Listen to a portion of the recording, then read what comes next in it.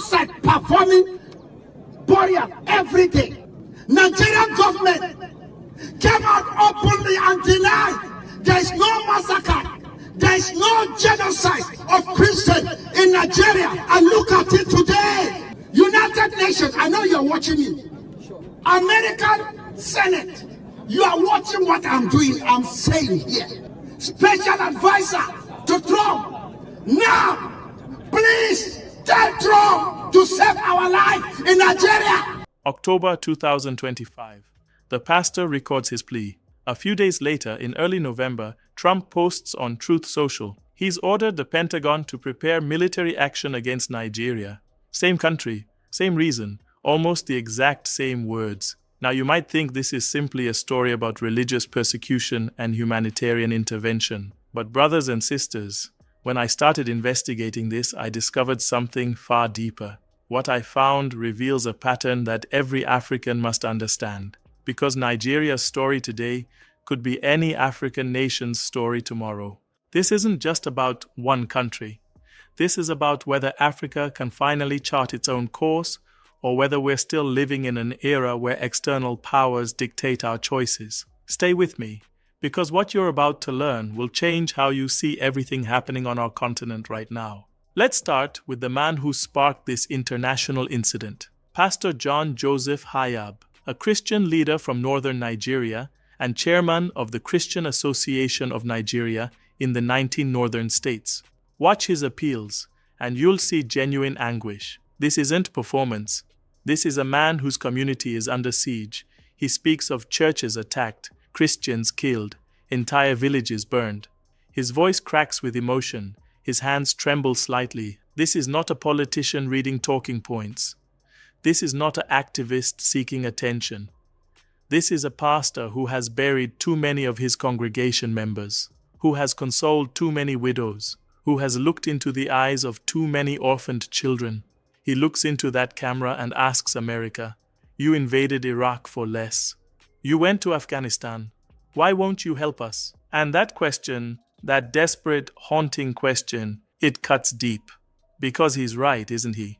The West has intervened in country after country, often with far less justification, sometimes for weapons of mass destruction that never existed, sometimes for regime change dressed up as humanitarian concern. But here, where the bodies are real, where the churches are actually burning, where is the cavalry? And here's the truth we must acknowledge. The violence is real. Monitoring groups document that thousands of Christians are killed annually in Nigeria's Middle Belt and northern regions. Thousands of lives, fathers, mothers, children. These aren't statistics. These are our people. Sunday morning congregations that will never gather again. Church choirs silenced forever. Bible study groups that met their end not in prayer, but in terror. So when Trump responds publicly, threatening to eliminate terror groups and protect Christians, it appears he's answered a prayer, literally. But let me ask you something. How did Trump even see these appeals? They weren't going viral in America. Fox News ran a segment. NBC later reported Trump saw the Fox coverage and within hours made his threats. The White House went into scramble mode. Nobody at the State Department or Pentagon knew this was coming. A pastor pleads. Trump sees it on television, makes threats. Seems straightforward, right? Except Nigeria's government sees something entirely different. And that's where this story stops being simple. Nigeria's presidential spokesman, Daniel Bwala, responded immediately. "We refuse to view terrorism through a lens of religious profiling. The claim that Christians are being targeted, that's fabrication." Strong words. But here's what makes this genuinely complicated. He's not denying the violence. He's saying it's not one-sided. Look at the complete picture. Yes, thousands of Christians are killed annually in Nigeria, but Muslims are also being killed in significant numbers. According to US-based Armed Conflict Location and Event data, between January 2020 and September 2025, there were 317 deaths of Christians in 385 attacks where religion was a factor, and 417 Muslim deaths in 196 attacks during the same period. Both communities are suffering. Now think about this carefully. If you're a Christian in northern Nigeria watching your neighbors die, you're not thinking about statistics, you're thinking about survival. The pastor's plea is absolutely real. But if you're a Muslim in that same region who refuses to join extremist groups, you're looking at Trump's statement thinking, wait, what about us? So which narrative is true? Both. And that's exactly the problem. Nigeria's violence is a devastating mixture of ethnic conflicts, land disputes, political failures, and yes, religious extremism. Boko Haram attacks everyone. Armed herders clash with farmers over grazing land. Sometimes it's Muslims versus Christians.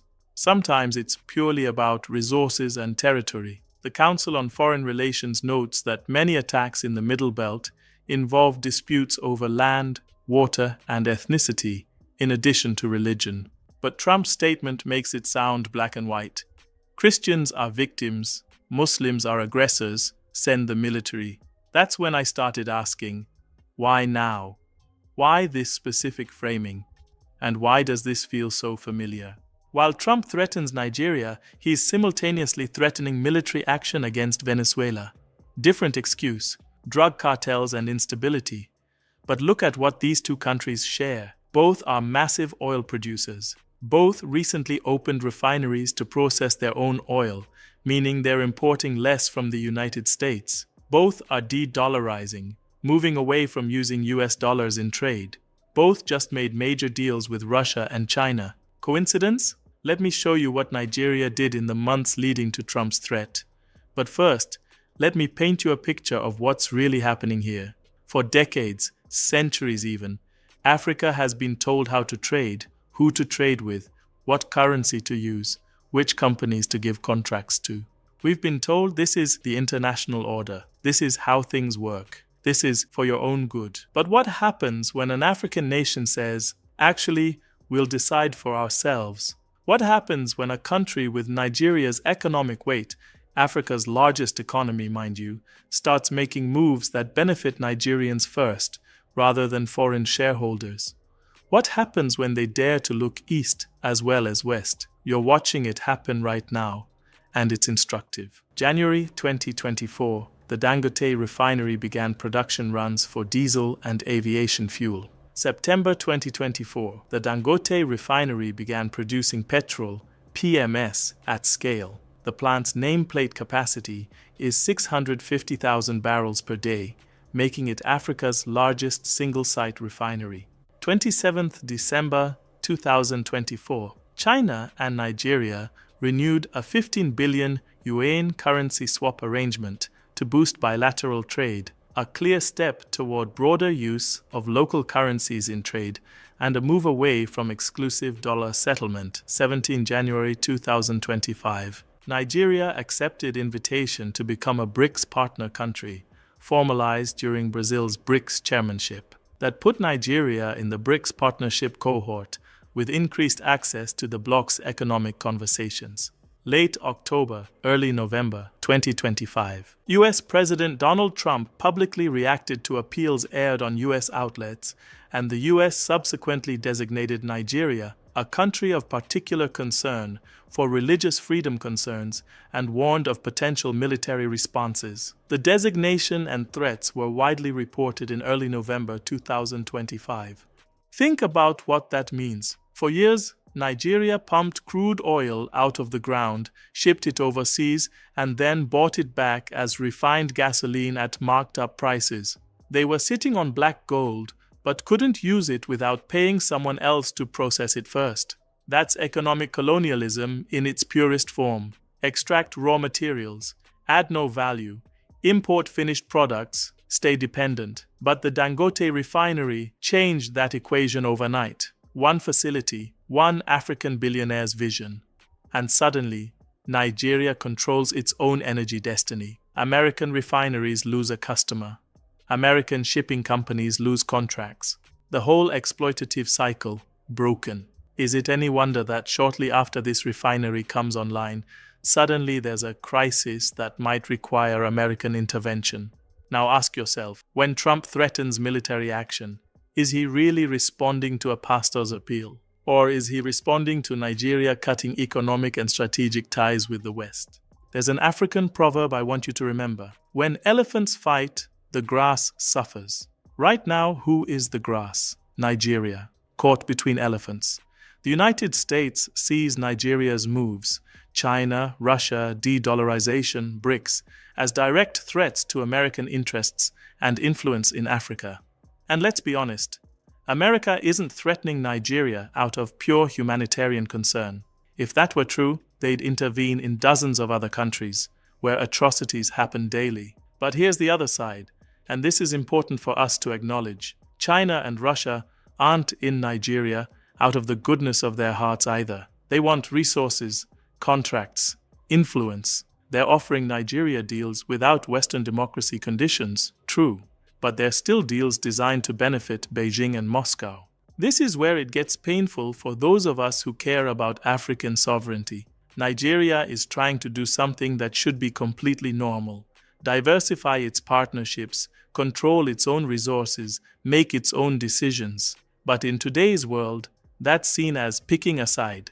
Let me present both arguments fairly, then I'll tell you what I think. Argument 1. Trump genuinely cares about Christian persecution. The evangelical base in America has pushed this narrative for years. Organizations document violence against Christians globally. When Trump sees those appeals from a pastor begging for help, he responds. He makes threats, freezes aid, puts Nigeria on watch lists, all to pressure the Nigerian government to protect Christians. For millions of American Christians, this makes Trump look like a faith defender. It's politically smart at home. Argument 2. This is about resources, power, and control. Nigeria, Africa's largest economy. It has oil, natural gas, and rare earth minerals, critical for technology and defense. Remember, China recently banned rare earth exports to the United States, immediately halting manufacturing in multiple sectors. For decades, the US and Europe controlled access to African resources, either directly or through economic leverage. But now Nigeria says, we'll refine our own oil, we'll trade in our own currency, we'll work with whoever offers the best deal. From Washington's perspective, that's unacceptable. Not because they're evil, every major power does this, but because they see Nigeria's independence as threatening American strategic interests. Lose Nigeria to Russia and China, and you lose the linchpin of West Africa. So, which is it? Here's what I believe, and you can disagree in the comments. It's both. But one matters far more than the other. Trump probably does care about Christians being killed in Nigeria. But if Nigeria was fully aligned with American interests, still importing American oil, using dollars, letting US companies dominate their economy, I don't believe we'd see these military threats. The pastor's appeals would be talking points, maybe some aid packages, but not threats of military intervention. The timing gives it away. Nigeria makes strategic moves away from the West, and suddenly there's a crisis requiring intervention. I've seen this pattern before. We all have, if we're honest. Libya, Iraq, Syria. The framing changes, but the pattern remains.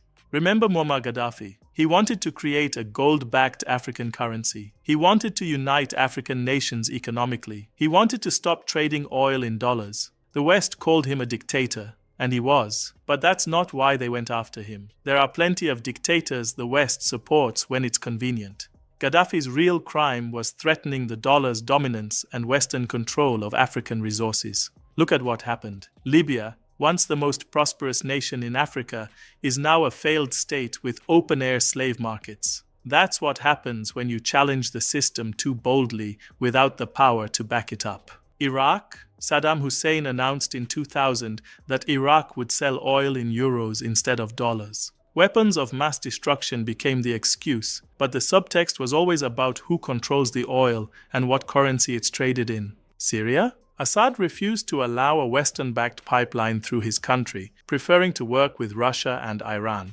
Suddenly, there's a civil war that requires Western intervention. And here's what makes this particularly insidious. The crisis, the violence in Nigeria, is absolutely real. Those thousands of Christians killed aren't statistics. They're people who deserve protection. But when external powers frame the problem in ways that serve their interests, when they simplify complex conflicts into Christians versus Muslims, while ignoring that Muslims are also being killed. It makes everything worse. China's foreign ministry spokesperson said it directly. We oppose any meddling in domestic affairs under the pretext of religion and human rights. And you know what's frustrating? She's right. Of course, Russia and China meddle too, just with different excuses. Brothers and sisters, this is what it really comes down to. For the first time in a long time, an African country with actual economic weight is saying, we're going to make our own choices. And the response from the most powerful country on earth is, fall in line, or we'll consider military force. That's the story. Everything else, the pastor, the Christians, the terrorism, is real. But it's also the framing, the justification that makes intervention seem righteous. This moment matters more than most people realize. Nigeria is testing whether African countries can actually be independent players in a multipolar world. If Nigeria gets pressured into falling back in line, other African nations will notice. They'll think twice before making similar moves. But if Nigeria holds its ground and the sky doesn't fall, other countries will notice that too. They'll realize it's possible. This is why leaders like Ibrahim Traoré in Burkina Faso are watching closely. This is why the entire Sahel region, having just expelled French and American forces, is paying attention. This is why what happens in Nigeria over the next few months will ripple across our entire continent. I need you to do something beyond just watching this video. Over the coming months, as this story develops, and trust me, it will develop, I need you to pay attention to how it's told in the media you consume. When you see headlines about Nigeria, ask yourself 3 critical questions. 1. Who benefits from this narrative? When the story emphasizes Christian persecution but ignores Muslim victims, who does that serve? When complexity gets reduced to simple good versus evil, whose interests does that advance? 2. What parts of the story are being left out? Are they mentioning the Dangote refinery, the BRICS partnership, the de-dollarization, or are they only showing you the pastor's tears? 3. Would this same intervention be proposed if Nigeria was still economically dependent on the West? If Nigeria was still importing American oil, still trading exclusively in dollars? Would we be hearing these threats? These questions will tell you what's really happening. Look, I can't tell you exactly what Trump wants from Nigeria, because I suspect even his own administration is divided. Some people probably do care about Christians. Some want to counter China, some want resource access, some just want to look strong. But here's what I know for certain. Nigeria is not alone in this. What Nigeria is attempting, true economic sovereignty, diversified partnerships, control over its own resources, this is what every African nation should aspire to. This is what Traoré is building in Burkina Faso. This is what we see emerging in Mali, Niger, and across the Sahel. This is the future Pan-Africanists like Nkrumah envisioned, an Africa that trades with everyone but is colonized by no one. And let me tell you something that gives me hope. Nigeria has 230 million people. It has the largest economy in Africa. It has oil, gas, and rare earth minerals. It has one of the most educated populations on the continent. It has a vibrant private sector, led by people like Dangote, who are building world-class infrastructure. It has regional influence that extends across West Africa. Nigeria is not Libya. It's not Iraq. It's not Syria. It has weight. It has leverage. And most importantly, it has options. The world is changing. America is no longer the only game in town. China offers infrastructure investment without regime change conditions. Russia offers military equipment and nuclear technology. India offers trade partnerships. The BRICS nations offer an alternative financial architecture. For the first time in generations, African nations can actually shop around, can actually negotiate from a position of strength rather than desperation, can actually say no without facing immediate economic collapse. But that freedom comes with risk, because the old powers don't give up control easily. They never have. And they're watching Nigeria very, very carefully. The pastor's appeal was just the opening scene. What happens next will determine whether Africa can finally write its own script, or whether we're still reading from someone else's book. I'm watching closely, and I hope you are too. Drop your thoughts in the comments. Is Trump genuinely trying to protect Christians, or is this about resources and power? Can Nigeria navigate these dangerous waters, Or will they be crushed between superpowers? And if you're from Nigeria or anywhere on the continent, tell us how this looks from your perspective, because that's the voice that matters most. If this analysis opened your eyes, hit that subscribe button and share this video. We need more Africans understanding these patterns, asking these questions, and supporting each other's sovereignty. The struggle continues. Africa must unite.